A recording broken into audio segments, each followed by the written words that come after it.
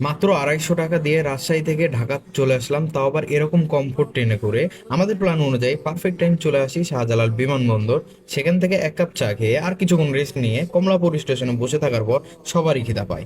অন্যদিকে মিরপুরের জনপ্রিয় বাসমতি ঘরের কথা মনে পড়লেই আমি চলে আসি সোজা বাসমতি ঘরে।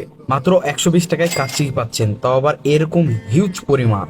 আর তার সাথে যদি আরো 30 টাকা অ্যাড করেন তাহলে আনলিমিটেড রাইস পাবেন। আর এই রাইসটা যেমন তেমন রাইস না, বাসমতি রাইস। সাথে থাকছে এরকম একটা আলু আর এরকম সাইজের একটা চিকেন পাবেন। শুরুতে এখানে এসে আমাদের অনেকক্ষণ দাঁড়িয়ে থাকতে হয়েছে, ভিতরে জায়গা ছোট তাই সবাই বাইরে দাঁড়িয়ে ছিল। আপনারা কিভাবে খান আমি জানি না, তবে আমার কাছে এইভাবে খাওয়াটা তৃপ্তিপূর্ণ মনে হয়। প্রথমে আলু নেবেন, একটু মাংস নেবেন, তারপর শসা বা পেঁয়াজ নিয়ে একসাথে একটা বাইট দিবেন।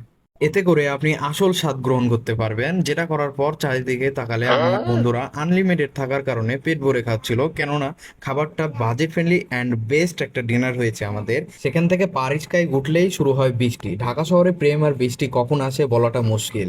এইবার আমাদের গন্তব্যে যাওয়ার জন্য রওনা দিয়ে ফেলি সিলেটের ট্রেনে, আর সেই সিলেটের ট্রেনে আমরা চলে যাচ্ছি সিলেটে। দেখা হচ্ছে নেক্সট কোনো ভিডিওতে সম্পূর্ণ সিলেটের ভিডিওগুলো নিয়ে।